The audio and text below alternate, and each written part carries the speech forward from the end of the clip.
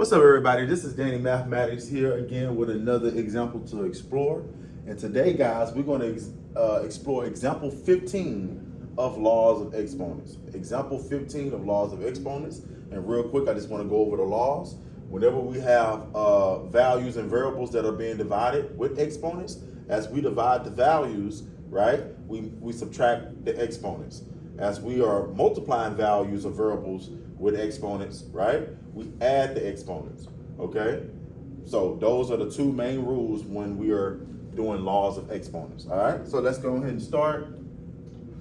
So I have parentheses 35x cubed y to the 5th power divided by 63 x to the negative 4th power y to the 7th power, parentheses close, all to the 2nd power, okay? So all of this inside is gonna be to the 2nd power. So what we need to do, guys, first is we need to get rid of this outside exponent, okay? The exponent that sits on the outer layer on the outside of the bracket or parentheses, okay? And the way we do this, guys, is we're gonna have to multiply every exponent that's inside by this outside exponent, okay? So let's go ahead and start. So, of course, 35 is 35 to the 1st power, right? So the 1st power times 2 is to the 2nd power. So that's going to turn into 35 squared, or 35 to the 2nd power. Okay? All right, the next one, guys, is going to be x cubed, right? So 3 times to the power of 2 is 6, so that's going to be x to the 6th power.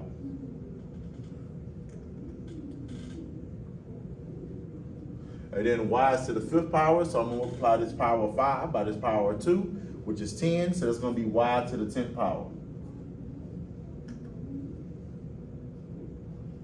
Okay? All divided by, once again, 63 is just like saying 63 to the 1st power, so that's gonna be 63 squared.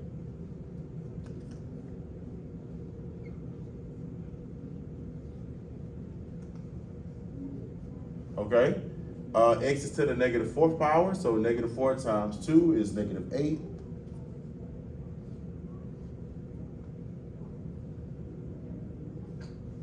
And then last but not least, we have y to the 7th power, and then 7 times 2 is 14. So that's going to turn into y to the 14th power. Okay?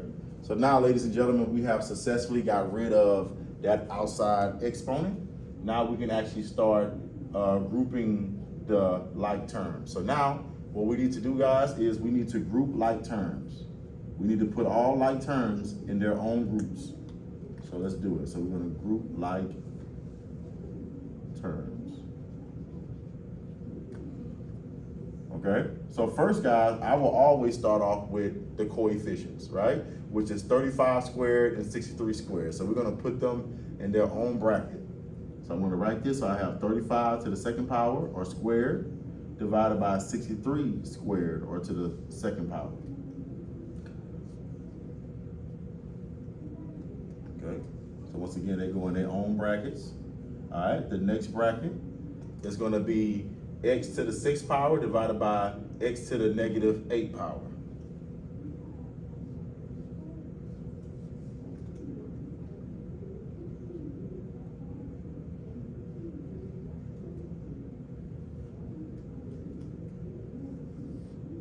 And then last but not least, guys, we're gonna group the y's. We're gonna have y to the 10th power divided by y to the 14th power.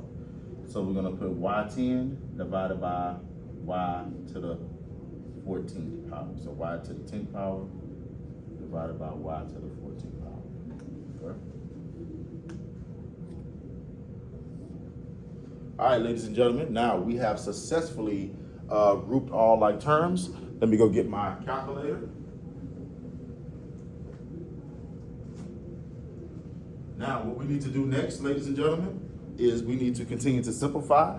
So we need to find out what is 35 squared and what is 63 squared. 35 squared is 1,225, and then 63 squared is 3,969. 3,969. So let me go ahead and rewrite that.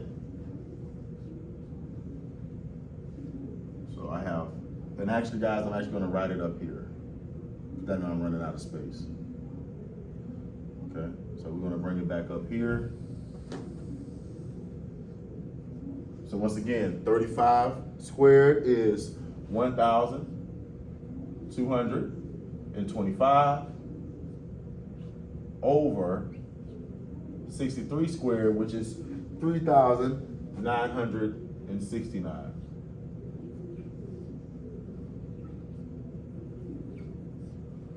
Okay, now next we're going to have to do the x. And remember, guys, whenever we're dividing variables or values with exponents, as we're dividing those values, we just subtract the exponents.